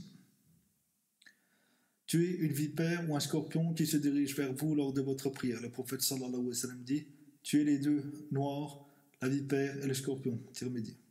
Se frotter le corps avec la main, car c'est un geste minime et excusable. Faire signe de la main à quelqu'un qui vous salue. Le prophète le fit d'après Tirmidhi. Réparation de la prière. Quiconque se distrait dans sa prière en y ajoutant une raka ou une prosternation ou un mouvement semblable doit se rattraper par 2 prosternations après la prière et terminer par le salut final. S'il retranche par omission un acte sunna semi-obligatoire, est obligé de se prosterner 2 fois avant le salut final. Celui qui omet le tashahhud médian, qui l'oublie totalement ou après son redressement, il ne doit pas se rasseoir pour l'accomplir, il doit seulement se prosterner 2 fois avant le salut terminal. Celui qui prononce le salut final avant de terminer sa prière s'en aperçoit rapidement, doit retourner pour la parachever, c'est encore dans le temps imparti pour la prière, se prosterner 2 fois après le salut terminal. Tout cela est dicté par la parole et les actes du prophète sallallahu alayhi wa sallam. Voici quelques exemples. Le prophète sallallahu alayhi wa sallam, sorti de sa prière par le salut final après avoir fait 2 rakas seulement, quand on lui fit la remarque, compléta la prière en faisant 2 prosternations avant le salut final. Bukhari et Muslim.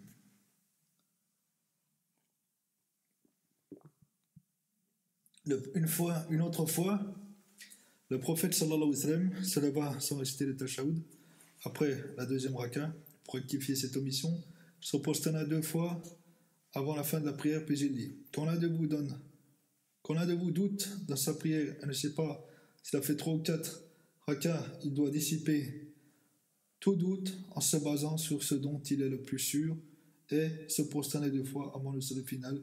Si le nombre des rakas était de 5, les 2 prosternations font de la prière un nombre pair. Si le nombre était de 4 rakas, les 2 prosternations constituent un défi à Satan musulman. Celui qui commet une omission dans sa prière derrière l'imam n'a pas de réparation à faire d'après la majorité des doctes, sauf quand l'omission est de la part de l'imam. Alors le priant doit rectifier avec lui, vu la dépendance de sa prière de celle de l'imam. Les compagnons du prophète sallallahu alayhi wa sallam l'avaient suivi dans sa rectification lorsqu'il avait commis une omission dans sa prière. Comment accomplir la prière? À l'heure de la prière, le musulman se prépare à l'accomplir en état de pureté, en direction de la Kaaba, nudité couverte. Il annonce la prière par l'ikama, lève les bras à la hauteur des épaules avec l'intention d'accomplir la prière et dit Allahu Akbar.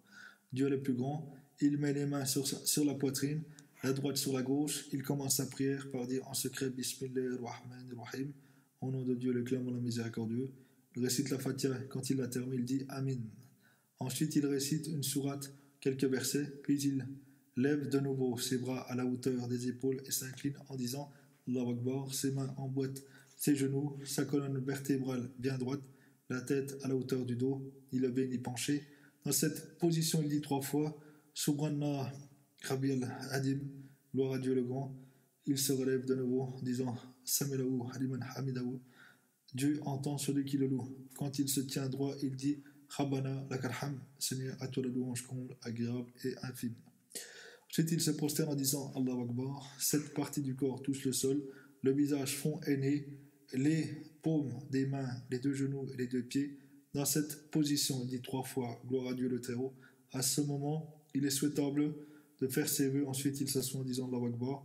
Il repose son séant sur le pied gauche, le pied droit étant relevé sur les orteils. Dans cette attitude, il prie en disant Seigneur, pardonne-moi, accorde-moi ta miséricorde, mets-toi dans le droit chemin et pourvois-moi. Puis il se prosterne de nouveau, comme il était déjà indiqué, se relève pour exécuter la deuxième raka identique à la première. Ceci fait, il s'assoit pour le tashaoud.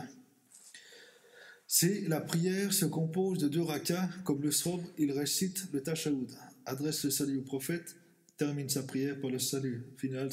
Assalamu alaikum wa rahmatullah. À vous le salut et la miséricorde de Dieu. Il s'adresse une fois à droite et une fois à gauche. Si la prière se compose de plus de 2 rakas, il se lève alors après le tashaoud en disant Allahu Akbar, en levant les bras à la hauteur des épaules. Il achève sa prière comme auparavant en se bornant à réciter uniquement la Fatiha. Quand il termine sa prière, il s'assied pour accomplir le tashaoud, adresse le salut au prophète, implore la protection de Dieu contre les supplices de la gêne, contre la tentation de la vie terrestre et contre l'épreuve de la mort et du faux messie. Il termine par le salut final à haute voix qu'il adresse à droite puis à gauche. La prière en commun est un devoir à tout croyant, non retenu par un empêchement. Le prophète sallallahu alayhi wa sallam dit il n'est point 3 personnes dans un village ou une campagne qui négligent de faire la prière en commun que Satan le subjugue. Tâchez de vous assembler, le loup ne s'attaque pas à la brebis égarée. Ahmed, Abu Daoud, Nasaï et Hakim. Je jure par celui qui détient mon âme que j'ai failli donner l'ordre de ramasser du bois, de faire l'appel à la prière, de charger quelqu'un de la présider et d'aller trouver moi-même ceux qui ne répondent pas à la prière en commun pour les incendier, eux et leur maison. Bukhari Muslim. Un aveugle vint au prophète sallallahu alayhi wa sallam lui dire je n'ai pas de guide pour me conduire à la mosquée. Le prophète l'autorisa à manquer la prière en commun. À peine s'est-il retiré que le prophète sallallahu alayhi wa sallam l'interpella en lui disant entends-tu l'appel à la prière? Oui, dit l'aveugle. Dans ce cas, dit le prophète sallallahu alayhi wa sallam, il faut répondre à l'appel. Muslim. Jadis, dit Ben Messaoud, personne ne manquait la prière en commun sauf un hypocrite reconnu. On voyait l'un de nous, porté par 2 hommes, le traînant pour le placer dans le rang. Muslim. Mérite de la prière en commun.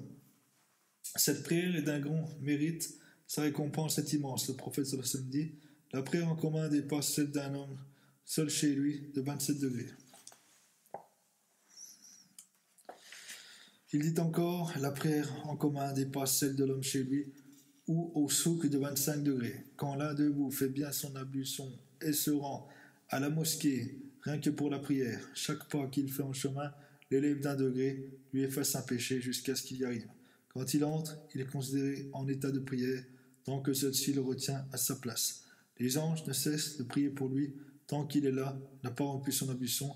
Il dit Seigneur, remets ses péchés, accorde-lui ta miséricorde. Bukhari Muslim. Nombre minimum de personnes pour la prière en commun. La prière en commun est acquise rien qu'avec 2 personnes, l'imam et un autre priant avec lui. Mais plus le nombre est grand, plus elle est agréée de Dieu. Le prophète sallallahu alayhi wa sallam dit faire la prière en compagnie d'une personne vaut mieux que de faire seul en compagnie de 2 personnes, c'est encore mieux. Plus le nombre des accompagnateurs est grand, plus elle est appréciée et Dieu en est beaucoup plus satisfait. Ahmed Abu Daoud. La prière accomplie à la mosquée a plus de valeur que celle faite ailleurs, et plus la mosquée est éloignée, plus la prière est récompensée. Le prophète sallallahu alayhi wa sallam dit la rétribution de la prière est proportionnelle au trajet parcouru pour atteindre la mosquée musulmane. Participation des femmes à la prière en commun. Les femmes peuvent participer à cette prière si elles sont à l'abri des tentations et des offenses. Le prophète sallallahu alayhi wa sallam dit n'empêchez pas les femmes de se rendre en mosquée Ahmed et Abu Daoud. Mais il est préférable qu'elles fassent leur prière chez elles. Le prophète sallallahu alayhi wa sallam dit elles doivent sortir non parfumées. Toute femme ayant une odeur d'encens ne participe pas à la prière de l'Isha avec nous musulmans. Comment se rendre à la prière? En quittant la maison pour aller à la mosquée, il est souhaitable d'avancer le pied droit et de dire Bismillah. Je me confie à Dieu. Il n'y a de puissance et de force que par lui. Seigneur, protège-moi d'être égaré ou d'égarer les autres, d'être en erreur ou d'y induire les autres, d'être injuste ou que les autres le soient à mon égard, d'être insolent ou que les autres le soient envers moi.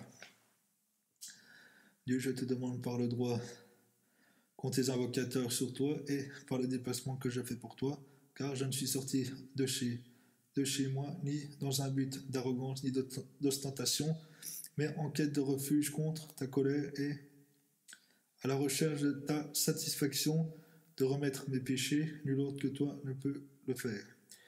Dieu éclaire mon cœur, éclaire ma langue, éclaire mon ouïe, éclaire ma vue, mets une lumière à ma droite, une lumière à ma gauche et une lumière au-dessus de moi. Dieu intensifie mes lumières. Il se dirige avec calme et dignité. Le prophète sallallahu alayhi wa sallam dit: quand vous vous rendez à la prière, soyez calme. Accomplissez bien la partie de la prière à laquelle vous avez pu assister et complétez celle que vous avez manquée. Arrivé à la mosquée, il y entre en avançant le pied droit et dit: Bismillah, je me protège par Allah, le très grand, par sa face bienfaitrice, par son pouvoir éternel, contre Satan le réprouvé, que le salut soit accordé à notre prophète Mohammed et à sa famille. Seigneur, pardonne-moi mes écarts et ouvre devant moi les portes de ta miséricorde. Il ne doit s'asseoir qu'après avoir fait 2 rakas. C'est le salut à la mosquée, le prophète sallallahu alayhi wa sallam dit: quand l'un de vous entre dans la mosquée, il doit faire 2 rakas avant de s'asseoir. Néanmoins, il les évite au lever et au coucher du soleil. À ces moments, il doit simplement s'asseoir, car le prophète sallallahu alayhi wa sallam les a interdites à ces instants. En quittant la mosquée, il avance le pied gauche et répète ce qu'il a dit au début. Seulement, au lieu de dire « Ouvre devant moi les portes de ta miséricorde », il dit « Ouvre devant moi les portes de tes faveurs ». Seul l'homme peut présider à la prière. Il doit être de bonne conduite et érudit. Une femme ne peut pas faire l'imam pour les hommes, ni un homme dévergondé, renommé pour son libertinage, à moins qu'il ne soit un souverain redouté. Un ignorant illettré ne peut pas non plus s'acquitter de cette mission, sauf pour des gens illettrés comme lui. Le prophète sallallahu alayhi wa sallam dit: ni la femme, ni l'homme libertin ne peuvent présider à la prière d'un fidèle, à moins qu'il n'y soit contraint par un souverain menaçant de sa cravache et de son épée. Ce hadith est rapporté par Ibn Majah, mais peu fondé. Néanmoins, tout le monde s'accorde à l'appliquer. En ce qui concerne la femme, son imamat est admis pour ses semblables et les enfants de sa maison. L'imamat de l'homme dévergondé n'est admis qu'en cas de nécessité. À qui est réservée la priorité de faire l'imam? Dans un groupe de fidèles, l'imamat revient d'office aux meilleurs récitants du Coran, ensuite aux plus versés dans la science religieuse, après eux, aux plus pieux, ensuite aux plus âgés. Le professeur Hassan dit: ceux qui récitent mieux le Coran président à la prière. C'est les présents équivalents. Cette charge est dévolue aux plus versés dans la Sunna. S'ils s'équivalent encore, on les juge par l'antériorité de l'égir. S'ils sont de pair, on l'attribue aux plus âgés musulmans. Cette fonction revient de droit au souverain et au maître de maison. Le prophète sallallahu alayhi wa sallam dit: on ne peut s'ériger en imam de quelqu'un chez lui, ni d'un souverain, que par leur autorisation. Ces 2 hadiths sont rapportés par Saïd ben Mansour, que Dieu lui soit miséricordieux. Un jeune garçon peut faire l'imam, mais dans les prières surérogatoires uniquement. La prière de l'adulte est obligatoire, celle de l'enfant est facultative. Il ne peut présider à une prière à caractère obligatoire, alors que le prophète sallallahu alayhi wa sallam dit: ne faites pas le contraire de votre imam musulman. Une telle prière est en contradiction avec celle de l'imam. Mais l'imam Shafi'i est d'un avis contraire à celui des autres docteurs. Il autorise l'imamat de l'enfant dans les prières obligatoires, s'appuyant sur le hadith rapporté par Amr ben Salama qui dit: le prophète sallallahu alayhi wa sallam, s'adressant aux gens de la tribu d'Amr, leur dit que ceux qui récitent mieux le Coran président à votre prière. Alors dit Amr: je présidais les miens à l'âge de 7 ans. Bukhari. Or, tous les docteurs avaient affirmé ce hadith dans l'hypothèse où il serait authentique. Il est fort possible que le prophète ne savait pas qu'Amr était leur imam, car il vivait en plein désert, loin de Médine. L'imamat de la femme peut présider à la prière de ses semblables, elle se met au milieu d'elle, sous le même rang. Le prophète sallallahu alayhi wa sallam autorisa Wahaka ben Hufal à charger un muezzin d'appeler à la prière chez elle et de présider à la prière des femmes et des enfants. Abu Daoud. L'imamat de l'aveugle, un aveugle peut présider à la prière. Le prophète sallallahu alayhi wa sallam se fit remplacer 2 fois par Ibn Maktoum à Médine. Il était aveugle et il présidait à la prière. L'imamat d'un inférieur devant un supérieur. Le prophète sallallahu alayhi wa sallam se laissa présider à la prière par Abu Bakr et Abdurrahman bin Auf, alors qu'il est le meilleur de tous les hommes. L'imamat est celui qui pratique le tayammum. Un imam qui pratique le tayammum est autorisé à présider à la prière de ceux qui se purifient avec de l'eau. En effet, Amr ben Has le fit avec ses soldats qui avaient fait leur ablution avec de l'eau. Apprenant cela, le prophète ne l'a pas désapprouvé. L'imamat du voyageur pour le résident. Il est possible au citadin de faire sa prière derrière un imam en voyage qui raccourcit sa prière. Dans ce cas, le résident doit compléter sa prière. Après le salat final de l'imam, le prophète sallallahu alayhi wa sallam en voyage présida à la prière des Mécois et leur dit: Mécois, nous sommes en voyage, complétez votre prière, Malek. Mais quand un voyageur accomplit sa prière derrière un imam résident, il la complète avec lui. Interrogé sur la prière de voyageur derrière un imam résident, Ben Abbas répondit: il doit la compléter, dit-il, c'est la pratique d'Aboul Qassem, le prophète sallallahu alayhi wa sallam. Où se tient celui qui accompagne l'imam? Quand l'imam est accompagné d'un seul priant, ce dernier se tient à sa droite. Cela est aussi valable pour la femme qui fait l'imam avec une autre femme. Si les priants sont composés d'hommes et de femmes, les hommes se mettent en rang derrière l'imam et les femmes derrière les hommes. Si derrière l'imam se trouve un homme ou un garçon et une femme, l'homme se tient à droite de l'imam. Sur le même rang, le prophète sallallahu alayhi wa sallam dit: le meilleur rang pour les hommes est le premier. Le dernier est le plus défavorable, le contraire pour les femmes musulmanes. Le prophète sallallahu alayhi wa sallam a mis cela en pratique. Dans une expédition, le prophète se mit à prier. Jabir vint prier à sa gauche, le changea de place et le tira à sa droite. Après lui, Jabir ben Shakr vint se placer à gauche du prophète. Alors le prophète sallallahu alayhi wa sallam les rangea tous deux derrière lui. Anas rapporte également que le prophète présida la prière avec lui et sa mère. Il me plaça, dit-il, à sa droite et rangea ma mère derrière nous, Muslim. Et aussi le prophète sallallahu alayhi wa sallam me rangea moi et l'orphelin derrière lui et rangea la vieille derrière nous. Okay. Le barrage, il s'interpose entre l'imam et les passants. Il est valable pour ceux qui prient derrière l'imam. Il n'est pas nécessaire de dresser un autre pour eux. On plantait devant le prophète sallallahu alayhi wa sallam une lance servant de barrage, rapporte Bukhari, et on n'exigeait pas des autres de faire autant. Bukhari Muslim. Celui qui prie derrière l'imam doit suivre ses actes. Il lui est interdit de le devancer et il ne conviendrait pas de rivaliser avec lui. S'il entre en prière en disant Allahu Akbar, avant lui, il doit recommencer après lui. Autrement, sa prière est nulle. De même, s'il en sort avant lui, sa prière est annulée. S'il devance l'imam dans son inclinaison ou sa prosternation, il doit les refaire après lui. Le prophète sallallahu alayhi wa sallam dit: l'imam est là pour être suivi. Quand il dit Allahu Akbar, dites comme lui. Quand il s'incline, inclinez-vous. Quand il dit Sami'u lahu liman hamidahu, répondez Rabbana lakal hamd. Quand il se prosterne, prosternez-vous. Quand il prie assis, priez assis. Bukhari.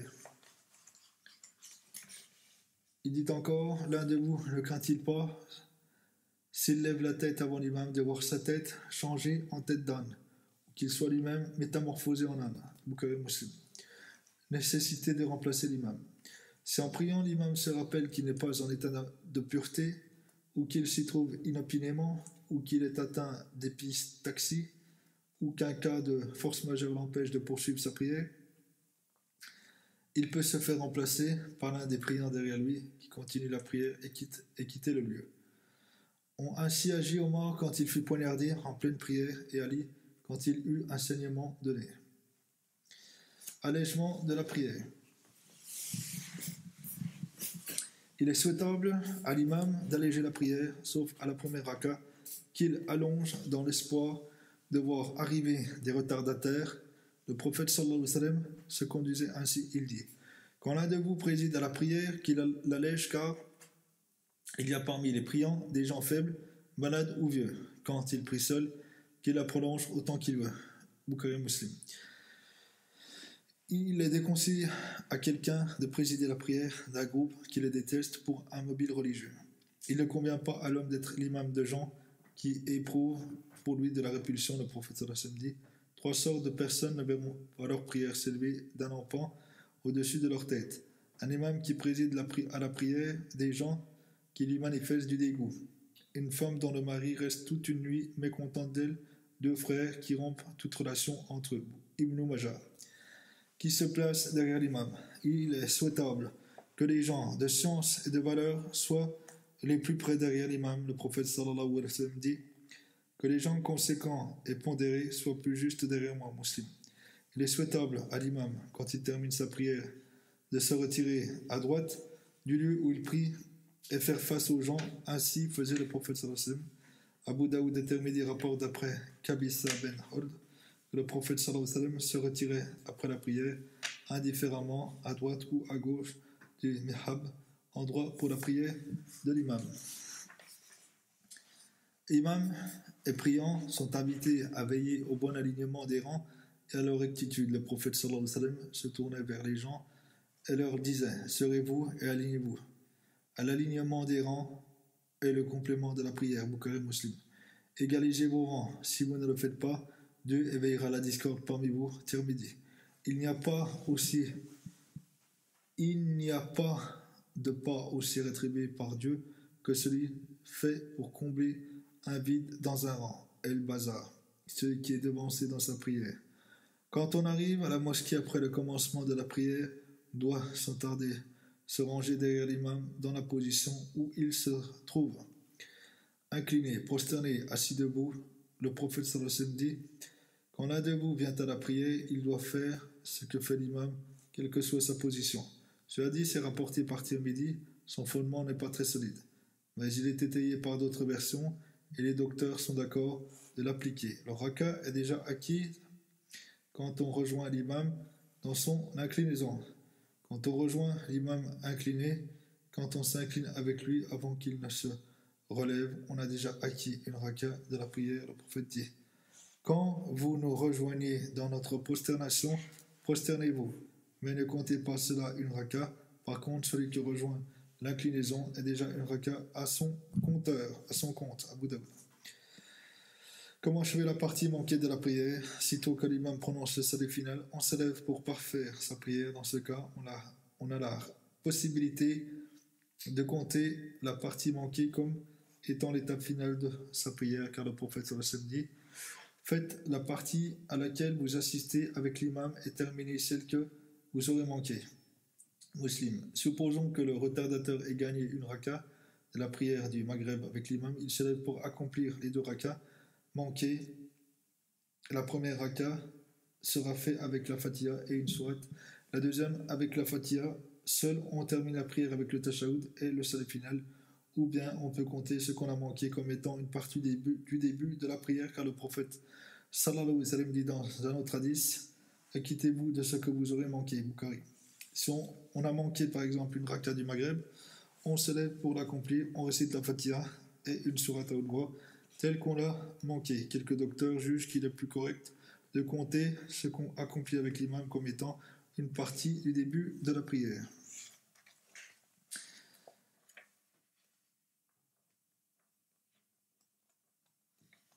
Donc voilà, donc la suite prochainement, Inch'Allah. Assalamu alaikum.